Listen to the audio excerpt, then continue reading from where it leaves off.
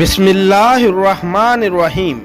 دنیا میرے آگے میں خوش آمدید۔ سامعین، موت کا تصور خوفناک ہے لیکن تجسس سے بھرپور بھی۔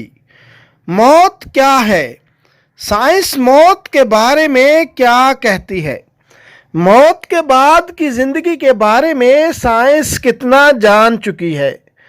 موت اور موت کے بعد کی زندگی کے بارے میں مذہب ہماری کیا رہنمائی کرتا ہے؟ کیا بعد از موت زندگی کا مذہبی تصور حقیقت پر مبنی ہے اور ایک قریب المرگ شخص کن تجربات سے گزرتا ہے؟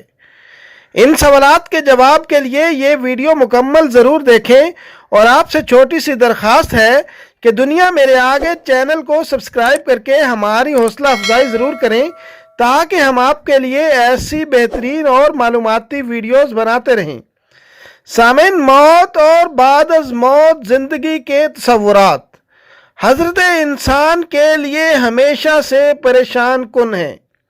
بہت سے لوگ موت کے بارے میں بات کرنا بھی پسند نہیں کرتے۔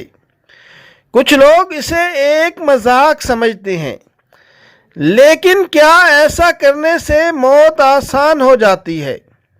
ہم سب جانتے ہیں کہ ہمیں جانا ہے، لیکن ہم سب کہاں چلے جاتے ہیں؟ ہم سب کب چلے جائیں گے؟ کوئی نہیں جانتا، کوئی نہیں بتا سکتا۔ یہ سب غیر معلوم حقائق ہمارے تجسس کی اصل وجہ ہیں۔ موت کا خوف، ڈر اور دردناک انجام ہمیشہ سے ہمارے لیے ایک ڈراؤنا خواب ہے۔ سامعین، موت اور بعد از موت زندگی کے بارے میں ایک طرف سائنسی تجربات، مشاہدات اور تحقیق ہے، تو دوسری طرف مذہبی تصورات اور مذہبی تعلیمات۔ مذہبی تعلیمات یا مذہبی تصورات کی روشنی میں انسان اپنی حقیقت کے اعتبار سے ایک ابدی مخلوق یا اٹرنل بینگ ہے، لیکن اس کی مدت حیات یا لائف سپین کو دو حصوں میں بانٹ دیا گیا ہے: موت سے قبل کی مدت حیات یا پری ڈیتھ پیریڈ، اور موت کے بعد کی مدت حیات یعنی پوسٹ ڈیتھ پیریڈ۔ موت سے پہلے کی مدت حیات امتحان کے لیے ہے، اور موت کے بعد کی مدت حیات اس کے سابقہ ریکارڈ کے مطابق انعام یا سزا پانے کے لیے۔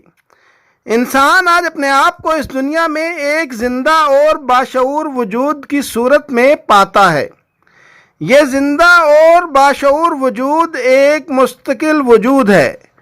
موت وہ حد فاصل یا ٹائم لمٹ ہے جبکہ یہ زندہ اور باشعور وجود اپنی اسی موجودہ صورت میں عارضی دنیا سے نکالا جاتا ہے، اور اس کو اسی زندہ اور باشعور وجود کی حالت میں اگلی مستقل دنیا کی طرف منتقل یا ٹرانسفر کر دیا جاتا ہے۔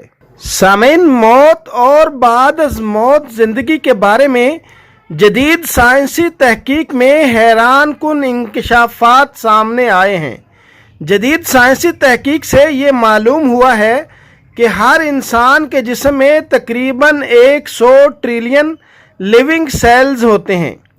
ہر سیل کے نیوکلس میں ایک ناقابل مشاہدہ ڈی این اے یا ڈی آکسی رائبو نیوکلک ایسڈ موجود رہتا ہے۔ ڈی این اے کے اندر انسانی شخصیت کے بارے میں تمام چھوٹی بڑی معلومات کوڈز یا کیمیکل لیٹرز کی شکل میں موجود رہتی ہیں۔ یہ معلومات اتنی زیادہ ہوتی ہیں کہ اگر ان کو ڈی کوڈ کیا جائے تو انسائکلوپیڈیا بریٹانیکا کے برابر 10,000 سے زائد کتابیں وجود میں آ جائیں۔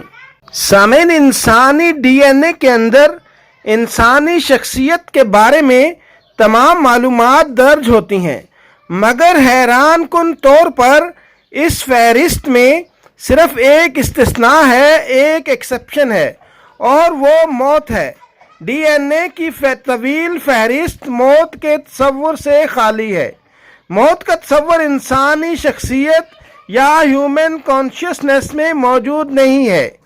یہی وجہ ہے کہ آدمی دوسروں کو مرتے دیکھتا ہے لیکن وہ خود اپنی موت کے بارے میں سوچ نہیں پاتا۔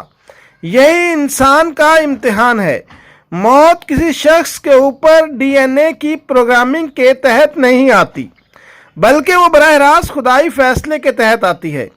کامیاب انسان وہ ہے جو خدائی فیصلے کی نسبت سے موت کے معاملے کو دریافت کر لے اور اس کے مطابق اپنی زندگی کی منصوبہ بندی کر لے۔ تو کیا موت کے بعد بھی کوئی زندگی ہے؟ جواب ہے جی ہاں، موت کے بعد کی زندگی ایک حقیقت ہے، کیونکہ موجودہ دنیا میں کسی بھی چیز کو ثابت کرنے کے لیے جس طرز استدلال یا لاجک کو معتبر سمجھا جاتا ہے، ٹھیک اسی طرز استدلال یا لاجک سے یہ بات بھی ثابت ہوتی ہے کہ موت کسی کے لیے زندگی کا خاتمہ نہیں، بلکہ موت کا مطلب صرف یہ ہے کہ آدمی ایک دور حیات یا لائف سپین سے نکل کر دوسرے دور حیات یا لائف سپین میں داخل ہو جاتا ہے۔ جیسا کہ پہلے علماء طب یا میڈیکل ایکسپرٹس یہ خیال کرتے تھے کہ موت کا مطلب دل کی حرکت کا بند ہو جانا ہے، مگر اب یہ نظریہ رد کیا جا چکا ہے۔ اب یہ مانا جاتا ہے کہ کوئی آدمی اس وقت مرتا ہے جب اس کے برین کا فنکشن رک جائے۔ اس واقعہ کو بتانے کے لیے فنکشن کا لفظ درست نہیں، زیادہ صحیح بات یہ ہے کہ یہ کہا جائے کہ برین کسی انسان کے لیے موجودہ دنیا میں اس کے سفر کا آخری اسٹیشن ہے۔